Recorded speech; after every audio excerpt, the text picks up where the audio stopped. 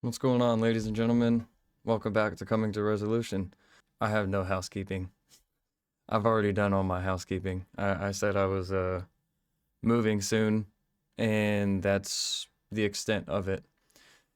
Today, I wanted to talk about physical health again, especially if you either can't afford a gym membership or maybe you're just not wanting to be in a gym full of people. There are still ways that you can be active with that, and I have a lot of examples. I have a lot. I want to talk about physical health again and being active because it's directly correlated with your mental health, you know? The more active you are and the more you're doing exercise, the better you're eating as well, it's really beneficial for your mental health. So, I wanted to talk about it again.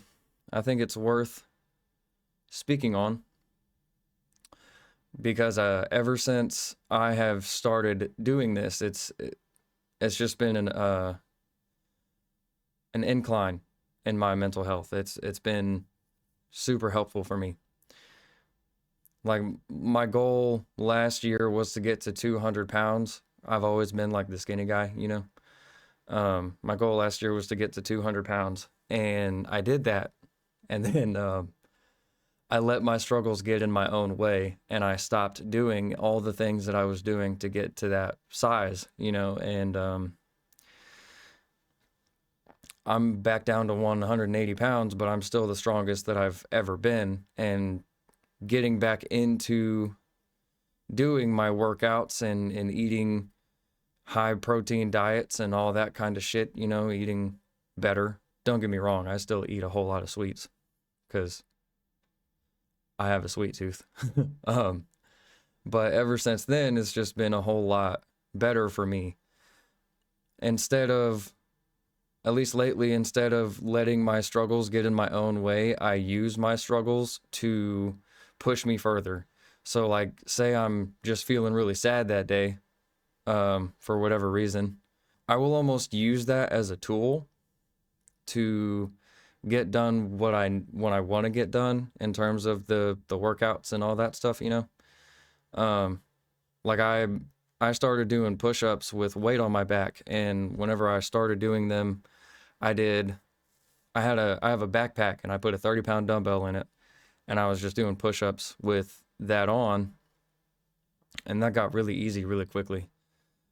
So I moved on to the 40, and now that's getting really easy. So next time I do those, it'll be a 50. I have a 50-pound kettlebell, and we will go from there. I've done weighted pull-ups. I use my backpack for my leg workouts too. Like I will walk around my apartment with 90 pounds on my back and then do a set of squats and walk around some more and do another set of squats. There are tons of workouts you can do at home. Again, if you can't afford a gym membership or you just straight up don't want to be in a crowded gym, that's something that you can do. You can just get some weights at home, yoga mats, jump ropes, even, whatever, and just do workouts at home. There are so many things that you can do at home. I don't even have a bench, you know, I don't have one of those, but I still figure out what I'm gonna do for my chest days. Usually it's just heavy ass push-ups sometimes at an incline or you know or a decline, excuse me, or whatever. Um, Something I do want to get is dip rails so I can do dips at home because I love doing those, but can't really do those at at home right now. So that'll probably be my next equipment purchase. Anyway, ever since I started getting back on doing this stuff and using my emotions as a tool to be physically active, I'm putting my emotions into these workouts. It's become really easy to get the workouts done, especially if I'm just really fucking frustrated that day. Um, for whatever reason, I could be frustrated for a million different things, but if I'm just really frustrated that day, um, I will take that and use it to go harder on my workouts. Now, what what I'm not going to say you should do is on your very first time, or even if you're just starting to get into it, I do not recommend that you push your limits too much.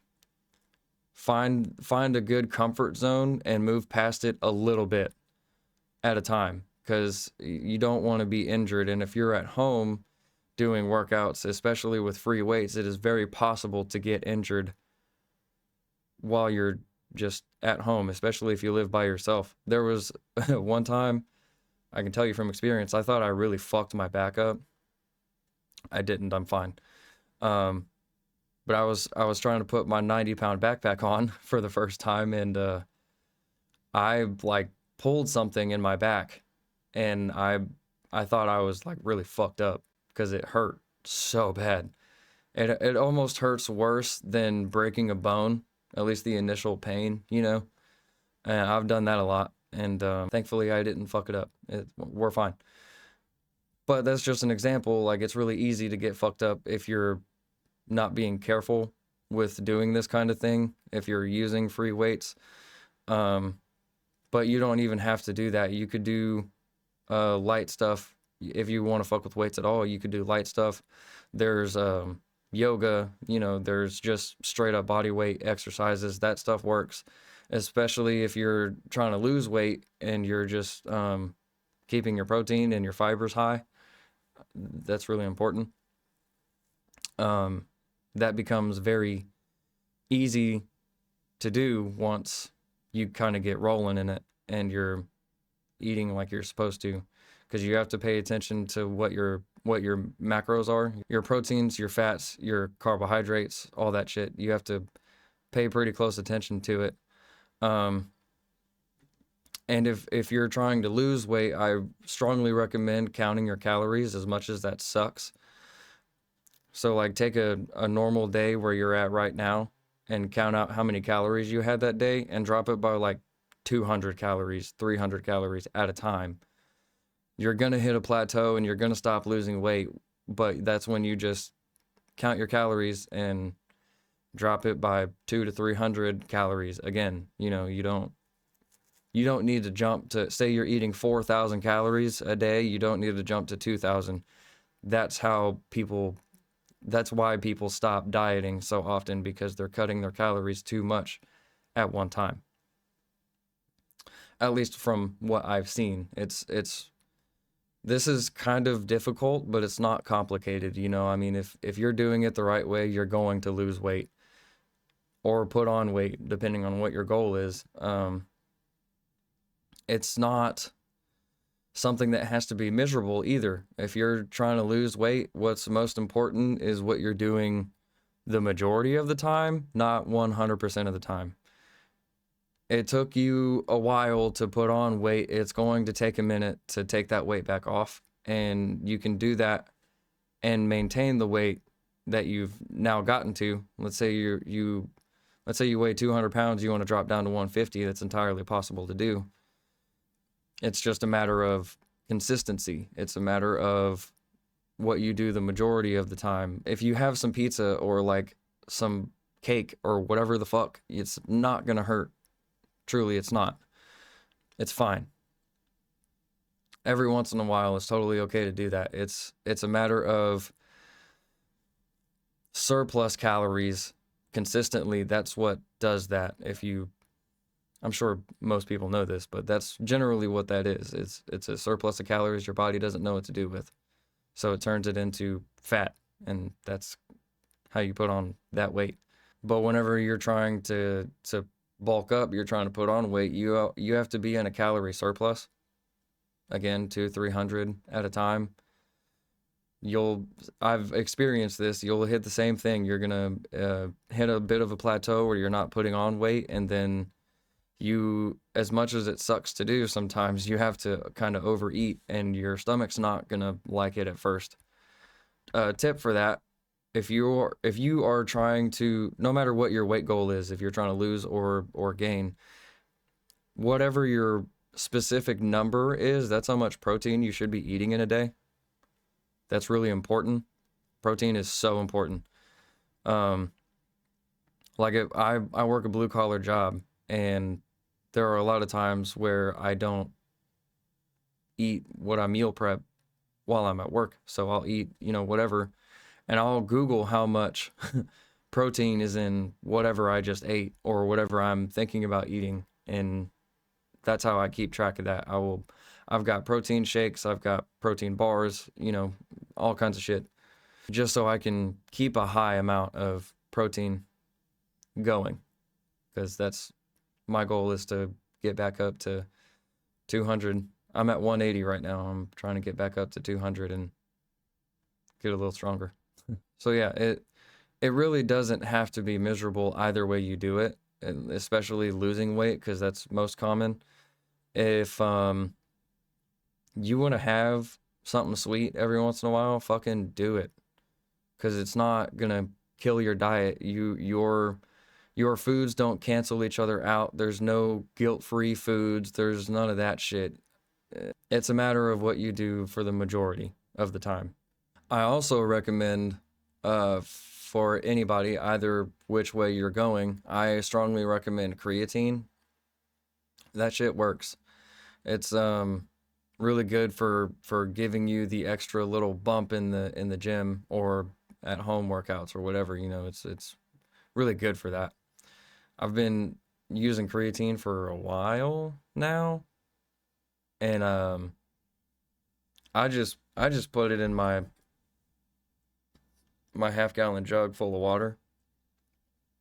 I have 10 grams every day. I don't recommend that everybody start with 10 grams, because your daily recommended dose is 5, but I'm trying to build muscle, so I do 10.